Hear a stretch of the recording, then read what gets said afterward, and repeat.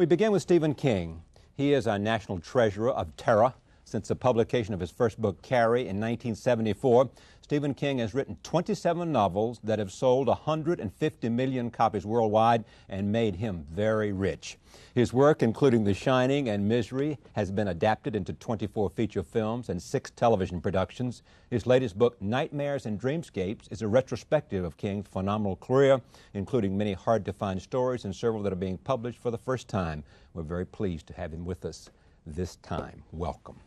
Thank you, Charlie. It's nice to be here. It is really good to have you here. We've wanted to do this for a while. Tell me, what kind of books do you write? Well, if you ask the ordinary run-of-the-mill reader, if there is such a guy or such a gal, I guess that I write horror novels. I think that what I actually write are suspense novels. What's the difference? I think that the purpose of the horror novel is to sort of gross you out. My idea of it is, and I'm not averse to this, I will do this, it's part of the fun of it, is it's kind of it's a childish thing, the way that humor is. The two things are closely allied. They both elicit, when they work to their best, a vocal reaction from the audience. Laughter if it's comedy, and a scream or a yell if it's horror. But they're both childish, and it's kind of like when you're a kid and you're sitting at the dining room table and you want to get to your sister or your brother, you kind of chew up your food and then you hang your mouth open like that. Yes. That's horror. Suspense is a little more high class than that, so maybe that's why My mother I used prefer to the say word. that was tasteless. That's tasteless, yeah, that's right. Well, my mother, when I was a kid, used to say, "Stephen, your taste is all in your mouth." And that's true, but it has made me relatively wealthy. Yes, it has. Not even relatively. Very. But I have a lot of relatives, Yeah. so. Do you know where it all comes from? I mean, it comes out of your imagination, but why this for you? Why not other kinds of novels? No, I don't know where it all comes from, and that's the literal, unvarnished truth. I don't know where it comes from any more than I know where the color of my eyes comes from. Well, I can tell you do where know. that comes from. Well, all right, that's genetically Right. inherited from your mother and your father. And my mother used to enjoy writing, and my father wrote a lot of stories and mailed them to the pulp magazines of the 40s and 50s, like Argosy and that sort of thing. And I guess some of them were pretty good, but I've never seen any of them. So I have a little of that from my parents, and my children have a little of it from me. You wanted to write from an early age. Yeah. It was what there was for me. I always did it. I always took great pleasure in it. I still take great pleasure in it. The actual act of composition. For me, the part that I don't like starts when you turn a manuscript in to the publisher. That's like you have your own private field that's full of snow in the backyard, and nobody's tracked in it but you, and you give it to them, and then they open it to the public. You mean that whole creation is only yours, and only you know those characters, your editor, but forget that. You are the only person that's lived with them, know where they're going, what they think, how they conflict, what's going to happen to them. And I'm the only one that has an opinion on them. And then an editor comes along and says, well, we'll change this and that. This new one, Nightmares and Dreamscapes, a lot of the stories go back half my lifetime, actually. And so some of them were written by a very young man. And then the editor comes up and says, well, maybe if you change this or tweak that. And it's not that they're wrong. That's not what I'm saying. It's that you say, well, that was mine for a long time. Now you come in here and it's maybe too. I'm from Maine. I'm a Yankee. Maybe that's a Yankee reaction. You know, leave my backyard alone. Do you create characters you like? Usually I do, but I don't always create characters that I like. Sometimes I create the sort of characters that I'm afraid of. When I was a kid, You're afraid of? Yeah. When I was a kid, there was a guy who, maybe the first of the modern serial killers. He was a guy named Charlie Starkweather. Right. And he was went the guy on, off the Texas right, tower. Little bandy. No, that's much later than Right. this. Starkweather was in Nebraska, Right, okay. and it was in the 50s. And I had a scrapbook. I cut out all these clippings of him, and my mother found this scrapbook. It was 57, so I would have been about 10 years old. And I think she decided right then and there that not all my wheels were on the road anymore. And she Your said, elevator was not going to the top floor. She said, why are you interested in this guy? And because I was only 10, and what articulation I had then went into the stories, and it really still does. I'm a much better writer than I am a talker. What I was not able to tell her was there was one picture of this young man who killed these people, and what there was in his eyes was nothing at all. I mean, vacant rooms, depopulated planets, there was nothing. And what I was not able to tell her was, I need to look out for this guy. I need to know everything about him so that if I ever meet him or anybody like him, I can go around. And in my fiction, when I've created characters like John Rainbird in Firestarter or George Stark in The Dark Half, some of the real bad guys, I'm telling myself, reminding myself, look out for these guys. These guys are dangerous, and they're really out there. But when you were, how old did you do this? This is when you were 9? I was about 10. Yeah. Now, did you try to write anything then when you were 9 and 10? Oh, yeah. Yeah, and a lot of it was the sort of stuff that I write now. There were horror stories, fantasy stories. See, I grew up on a diet of, let's say, the sort of comic books that kids weren't really supposed to read, like Tales from the Crypt and The Vault of Horror and that sort of thing. One of the earliest stories that I remember my mother reading my brother and I was Dr. Jekyll and Mr. Hyde. So you see, I was warped from an early age, but the idea that this sort of thing, you know, somebody will sort of want to discuss your books if you write what I write, and they'll sort of sidle up to you and say, by the way, what was your childhood like? Of course they do. But mine was perfectly normal as a you know, a general case. Back to the question I asked about what kind of books do you write? Do you compare yourself with no false modesty to anyone? When you look back, who would you like to be compared to? Where do you put your work? Generally, once it's done and bound and in a book, I put it on the shelf and forget it and, or send and it go to Hollywood on to the and next say, thing. send the check. Yeah. There are writers that I like. Yeah. There are writers that I admire tremendously, and there are writers whose styles have helped me at various times that I've sort of taken into my own mix and tried to make a part of myself. I think that writers, when they're forming, are like what my mother always used to say, milk in the refrigerator takes the flavor of whatever's next to it, you know, so that as a kid, if I read a lot of H.P. Lovecraft, I'd write like Lovecraft. There are a couple of pastiches in Nightmares and Dreamscapes, the new book. There's a Sherlock Holmes story that was written as part of a competition at a mystery weekend in Mohonk in upstate New York. And there's also a Chandler-esque Philip Marlowe hard-boiled detective story because I admire that style tremendously. You know what I'm like? I don't necessarily want to be compared to anybody. No, but just tell me who, you know, because there are people, the reason I ask the question, there are many who say, and this is complimentary to you, look back years from now, we'll look back at what Stephen King was writing, and we'll see you in a very different way as the audience who loves you so much and buys 150 million copies sees you. They may very well be responding to these sort of base emotions of a great story, first of all. I don't think that you would sell unless you tell a great story. I assume that you believe that as well. And hey, if they remember me at all, yeah. I mean, it's amazing when you think about it, the writers who come and enjoy tremendous popularity and sort of disappear so that you find their works on back shelves in hotel suites or in, you know, bargain barns in New England. If I could write one book, let's say, in my genre that would be remembered the way that Dracula has been remembered. I love the idea of the novel Dracula because it's shameless pulp fiction, and it's melodramatic, and it has a lot of things in it that critics consider to be vices, and yet it's enjoyed its own life. It stood the test of time. That's right. Yeah. And do you believe yours will stand the test of time?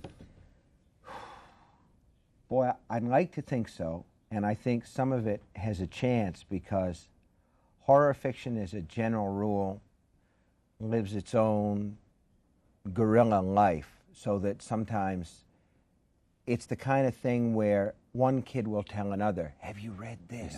You know, and they'll go and get it out of the library. And I think that some of that stuff does have a tendency to last. What, both on the superficial level, at the top level, not superficial, but at the very top, What is it that makes it so attractive, so it sells so many copies? Yours and others. What is it about the whatever? You don't call it horror, your work, horror. You don't call yourself a horror novelist for whatever reason. You But just that's said okay. suspense. But it's okay. I'm not Yeah, suggesting you're putting it down. Right. You're not. But what is it that grabs an audience at the first level? Forbidden. Something that's forbidden. So that you're saying to somebody, come with me and I will say things to you that nobody else will say. And I will show you things that nobody else That are dares so to horrible to imagine. show to you. That's right. And again, it shares the same attraction as comedy, which says the same thing. Comedy humor says, comedy humor. Get me out of here. I just washed my mouth and I can't do a thing with it. But a movie that's really funny, that really makes people laugh, is generally saying, I'm going to show you something that you haven't seen before. So that when Mel Brooks did Blazing Saddles back in '74 or whatever it was, and the cowboys eat beans and then sit around the fire and they start to fart. Right. Well, nobody had ever heard anybody actually fart in a movie, and we all fell on the floor laughing. You know, Right. it made that movie. So it was something that had been previously forbidden. You know, we all know about it. We all know that people pass gas, but nobody had ever put it on the big screen before. And here, what are you doing? It's forbidden. Well, for instance, in Pet Sematary, what I said was, here's something that we don't talk about. People sometimes have kids who die. There are terrible things that happen, and sometimes a child will die young. And in Pet Sematary, that happened, and I followed the family through the grieving process, and then the father goes out to the graveyard and digs his son up and tries to bring him back to life. And that can't happen. That is a total make-believe thing, just in case any of your viewers out there thought that they could dig people up and bring them back to life. It doesn't work that way. But in fiction, sometimes it can. And the important part about it, you know, I like to say that fiction is a lie, but good fiction is the truth inside the lie. And the truth that any person who's ever lost a child knows is that you wish you could bring them back to life. And the story explores what might happen if something like that could happen. So horror fiction, a lot of it, to me, is the lure of the forbidden. Of the forbidden. Now, at a deeper or additional level, is it also some sense of dealing with your own fears? I think it is. I think that... By comparison, by what? Well, by comparison, saying as bad as things are, they're not this bad. There are two stories... As scared as you might be, this is the deepest and darkest. This is the deepest. But on a level where I like to work now, because I've been here for a long time, I've done a lot of this stuff, I'm terrified of self-parody. I'm terrified of running out of ideas and just recycling the old stuff. The thing that interests me the most right now is the fact that sometimes things happen that are terrible, and there doesn't seem to be any clear reason why. There are two stories in Nightmares and Dreamscapes. There's one called Rainy Season, and there's another one called The Moving Finger. Right. Rainy Season is about these tourists who are just sort of besieged by killer toads. Right. And The Moving Finger is a story about an accountant from Queens who one night sees a finger poke out of the bathroom drain, just a finger, and it keeps getting longer. And in neither case are these phenomena explained. One of the things that, particularly in Hollywood, that filmmakers like you to do is to explain where these monsters came from, or whatever the phenomena was. What started this, which is ridiculous when you think about it. Go ahead. It is ridiculous to Yeah, do well, that. Why would they tell want me to do about that? it. Why would they want to do that? Because that ruins the mystery of the whole thing, does it not? That's right. And the reason that you're doing what you're doing instead of producing movies is because you're relatively rational and can understand that. Well, let's get to that subject. I mean, what about the movies that have been made out of your novels? I mean, some of them, they forget that whatever's inside the book, and they take the title and they go off and make their movie. Now, that's simply trying to make a few bucks. Yeah. But what about those that are more true to what you have written? Well, why do they fail? I don't mean fail in terms of your liking them, not in terms of an audience, not in terms of making money, but in terms of Stephen King saying, by God, they did a hell of a job. Well, one movie that departs considerably from the book that's a failure is Stanley Kubrick's The Shining. Right. And I think that one failed because Kubrick was going to make the horror movie that was going to be the benchmark horror movie, the one by which other horror movies are judged, and he didn't really know the field. and he didn't take any time to educate himself in the field. So that I think that might be a failure of hubris. And with the case of another movie like Firestarter, which was the book, literally, exactly, point to point, it is the book, I think it's a failure because it doesn't have the sparkle and the life of the novel. I've been waiting for this to happen to John Grisham, but there's only been one film out. Grisham, I love his stuff, and one of the reasons Why do you love his stuff? I love his stuff because we all have a little censor inside our heads that stands at the gate between what we really think and what we actually say or write down. And Grisham's is out on a permanent coffee break.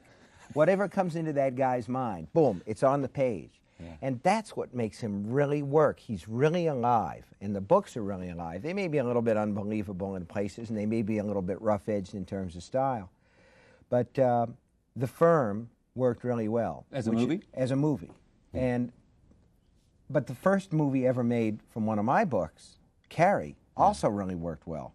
And another thing that they have in common is in both cases, the film departed significantly from the book, but still worked. It'll be interesting to see how future films of his work, whether or not they can catch. What I'm trying to say, to lead back to your question, is the movie has to capture some of the spirit of the writer's heart and mind. And if it doesn't, generally speaking, what the reader went to the book and found and loved, the movie audience won't. How many screenplays have you written? I've written, you had to ask me that right off the top of my head. Name the ones that you wrote. I think, here, wait a second. Just bear with me, folks. I'm looking at what they call the masthead page, where I actually has it. I've written Creepshow, Cat's Eye, Silver Bullet, Maximum Overdrive, Pet Sematary, Golden Years, Sleepwalkers, and The Stand. And of which of those did you like the most? The one that I like the best is The Stand, which is going to be a miniseries. Okay, that's an 8-hour miniseries on ABC. And that's why I like it, because it got a chance to spread. And did you have more of a direct involvement with the director and the producer, so that more of the passion of the writer? Charlie, I was the producer. So that's the best way. I've always said that. Well, either that or it's like I've sold out completely now. I've met the enemy and he is us. Yeah. Yes. So you had control. I had a fair degree of control. And listen, The Stand was a huge project, but it's the one where readers come to me and say, The Stand has to be a movie. Don't make The Stand into a movie. All in the same breath. There's this feeling like they want to see it, but they feel like it can't be done. And for 10 years we tried to do it as a theatrical, and it couldn't be done because it was too long. But the standards of TV have changed so much. You can do more. It's not the same medium. There's more of a license now. Yeah. Oh, yeah. All right. Take a look. Here's a clip from The Stand, produced by, written by. And in this case, with me in it, I think. And with him in it, Stephen King. Roll tape. But the problem is you didn't learn one basic thing. If you have a crow in there, if you have a dog in there, if you have a cat in there, it'll steal the scene. Every time. Well, we've got a dog in The Stand that was actually very difficult to work with. The dog's name was Kojak, and I said, well, let's replace him with a crow. We'll call him Crowjack. Ba-da-bum-bum. Yeah. Oh, actually. You're happy with this? Did you like the acting yourself? You mean acting myself? As the actor. Acting is something that I've done ever since college. I'm not very talented. There are a lot of critics who say I'm not a very talented writer, but compared to my acting skills, I'm John Steinbeck. You know? Well, let's speak about critics. That's the other subject. You do such great segues into what I want to talk about. How do you feel about the critics and what they say about you? And what do you think of the literary establishment in America? I think that that those are big fields. I can't cover all that. Well, take critics first. I think the critics, by and large, have been very fair to me over the years. As I've gotten more successful in terms of copies sold, the critical reaction to my stuff has been stiffer, and that's the way that it should be. When a lot of people are reading a lot of stuff, it deserves to be evaluated with a real strong edge of, what would you say, devil's advocacy, if you like. So that there's been some of that, but I also think that there's a critical view in this country that says we critics are the few, the proud, the brave, and we understand what real literary quality is, and there aren't very many of us guys. Yeah. Us real pencil neck geeks who understand the true meaning of a just piece. get them all in, aren't you? No, well, I'm sort of sliding that in there. But the idea is that there tends to be critical approval for people who have a fairly narrow range of appeal. And there is a feeling among the real critical intelligentsia that anybody who's being read by a lot of people can't be very good, because the middle range is fairly low, and that's total bull. And how much of it, though, is the fact that they don't think that the horror genre or even suspense genre is real literature? I think there's some of that, but on the whole, because it has a real openness to allegory and symbolism, I've been better treated, and a lot of horror novelists have been better treated. Peter Straub, for instance, Patrick McGrath. Right. We've been better treated, and Clive Barker, than, say, really good Western novelists like Louis L'Amour. Well, I don't know about Louis He L'Amour. was treated pretty well. Probably better than he deserved, in my But how opinion. about Larry McMurtry? Larry McMurtry is a good case in point. There are a lot of people who are working in the Western field. You know, one thing I'm curious about, that a field that's been totally overlooked by the critics, except when they want to sneer, is I wonder if anybody's done anything good in the romance field. Well, answer your own question. I don't know, because I don't know the that field. much. Yeah, I don't It's, know who it is. Sort of like Sweet I'm sure- Savage Love and all Clearly, that. yeah, somebody has. Yeah. In fact, I don't even know that I can name 5 romance novelists. It's tough. Rosemary Rogers, and then I'm sort of Danielle Steele. Danielle Steele, I would assume, would be in there. Yeah. Yeah. What about the notion of a part of you wanting, I mean, a little part of you having all the success you've had, both in terms of readers, both in terms of enthusiasm for your latest book? Your name alone will sell the book now. I mean, if it's a Stephen King novel, they want it. And there's a built-in audience, as there is in a different genre for Tom Clancy and others. Does still a part of you hunger for sort of someone to say, this guy is a great writer? Yes. Yes. There's always a feeling here that I would love to be allowed to go around to the front door instead of always having to use the tradesman's entrance. That would be wonderful. But essentially, I'm sort of resigned to the idea that I'm going to be regarded as a popular novelist with a popular novelist's virtues and a popular novelist's faults. And in a sense, that's all right. I'm running my own race now. What do you mean? I mean, my family is well provided for. There's no need. If it were a matter of money, I would never have to set my pen to paper or turn on my word processor again. If it were a matter of critical acceptance, I would stop right now, because that's never going to come on the level that you just mentioned. I don't think that Never? I don't think so. Not in my lifetime, certainly, and probably not after. But are you going to reach for it? Oh, yeah. Yeah, always. Every time that I sit down, that's why I say I'm running my own race. Yeah. I'm writing to please myself, and I'm my own toughest critic. I've never been able to reach to the place that I want to be at. So. But the last 2 novels, this is a compilation of a lot of things. The last 2 novels were the best reviewed, and some say a new direction for you, more in the genre of suspense than horror. Yes? Well, I think that that's true. I think that... As if you were reaching, stretching, growing, moving somewhere else. Yeah. I think that people look at Gerald's Game and Dolores Claiborne. Dolores comes out in paperback next month, and I'll be interested to see how that does. Those are straight novels in the sense that there's no supernatural element, exactly. There's no hocus pocus, there's no, you'll notice that my arm goes all the way up to my shoulder and all that. They're straight novels. How about Gerald's Game? Same thing. Same thing. Right. But the basic thing is, I never said that I was a horror novelist. I never said that I was a suspense novelist. I never said I was anything except a guy who writes books. And who tells it. Any labels that go on me, I don't accept those or reject those. Why do you write so prolifically? Why so many?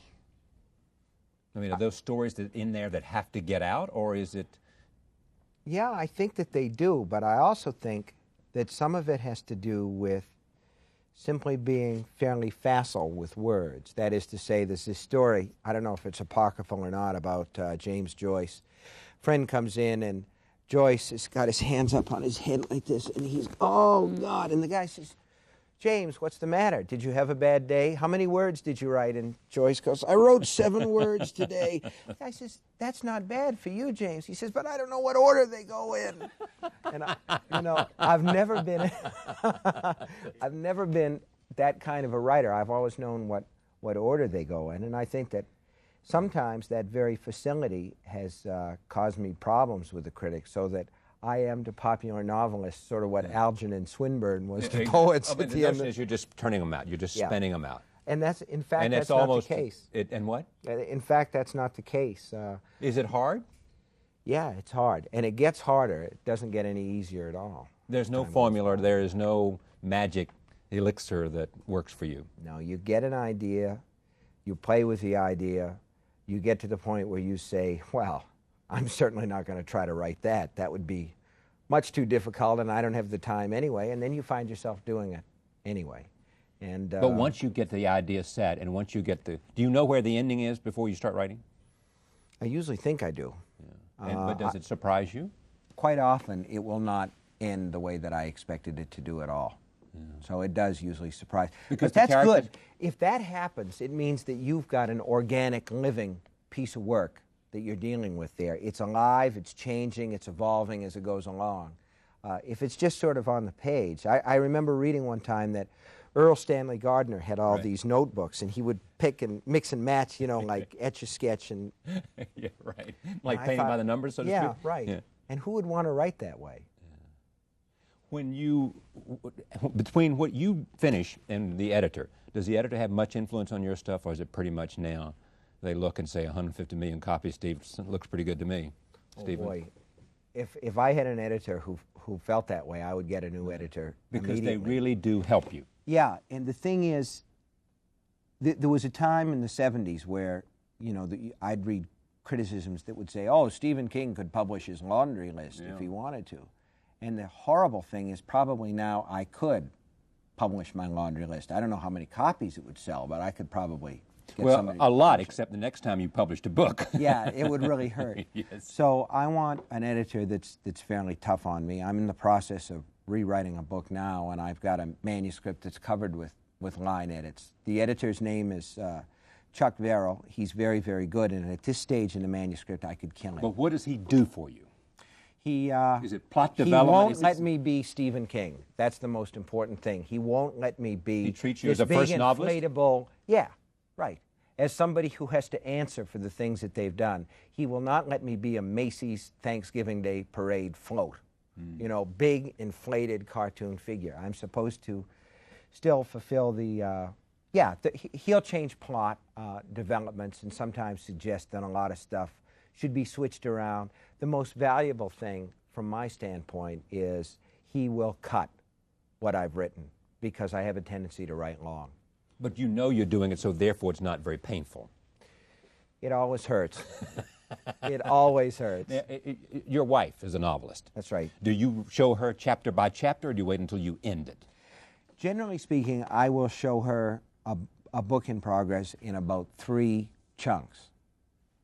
So she will read the first third, and then the first 2/3, and then the whole thing. She's the first person to see it. She's always the first person to see it. And when she writes her novels, she has a tendency not to show me what she's involved with or even talk about it very much. And I certainly couldn't go into her office and pick it up because she works in a way that makes me want to scream. There's pages here, and there's pages there, and there's pages somewhere else, and I just don't understand how anybody can work in that clutter, but she probably doesn't understand how I work either. So we do show each other our stuff. Yeah. And she makes changes and suggests changes and talks about character development and those kind of things? Yep. She's very tough. Yeah.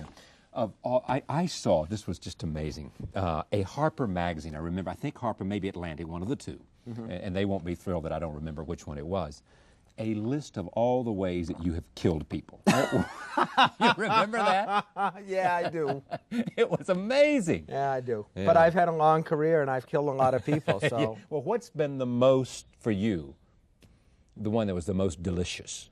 And I choose the word delicious on purpose. Yeah, I think probably there's a story called Survivor Type. It's a short story. It's not in Nightmares and Dreamscapes. which, should you wonder, is on sale at a bookstore near you, even as we speak, from Viking Press. There's an earlier collection called Skeleton Crew. There's a story. This story, Survivor Type, was in that, and it didn't appear anywhere else because I couldn't sell it to a magazine. It was about a doctor who was smuggling heroin, who was on a boat that's shipwrecked, and he lands on this desert island, and there's nothing to eat. And so because he's a surgeon and he has all this anesthetic, he eats himself a piece at a time.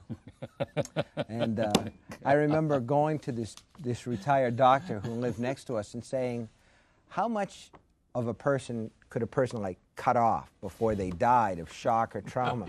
And I did. And this is the same guy a year before I'd gone to him and asked if it would be humanly possible for a human being to swallow a cat. So he'd gotten to a point where he didn't quite really trust me. You were really weird, Mr. Oh, King. no. Much more weird than I thought.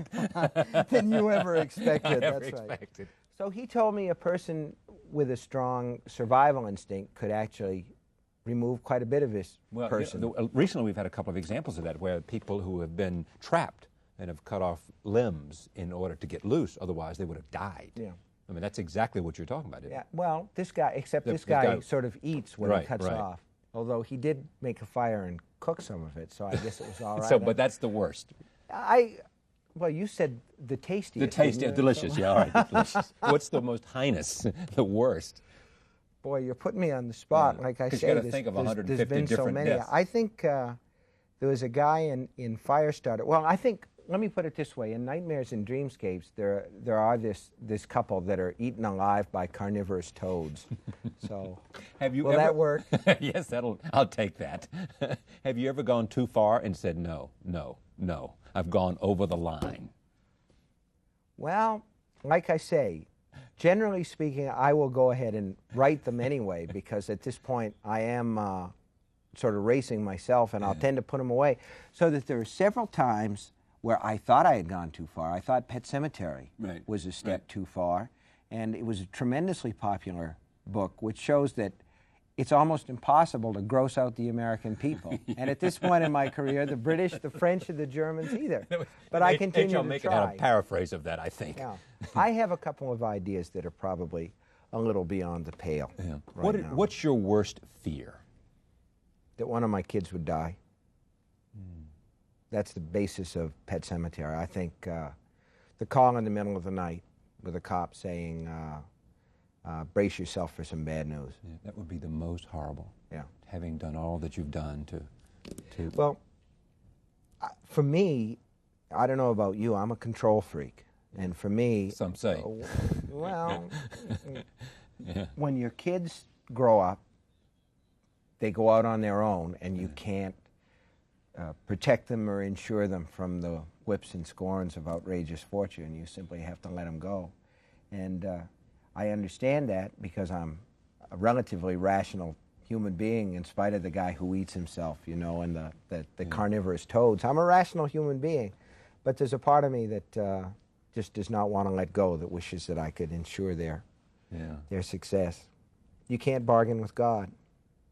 You once said that the readers are interested in your secrets, not in what you've read. Meaning what? Well, it goes back to what I was saying earlier about how if I give an interview about my career, what I do for a living, sooner or later somebody will kind of say, by the way, what was your childhood like? People want to know where the bodies are buried. They want to know what twisted me to do what I'm doing, and the truth is even more horrible. The answer is nothing. I'm just this way naturally. That's what I figured. Yeah. It's great to have you. It's great to be here. Stephen King, Nightmares and Dreamscapes. It's a collection, some going back, and people say that it's delicious to read some of those that have a little bit of age on them. Yeah, vintage. Great to have you. Thank you, Thank Charlie. you very much. The Pride of Bangor, Maine, Stephen King. We'll be right back. Stay with us.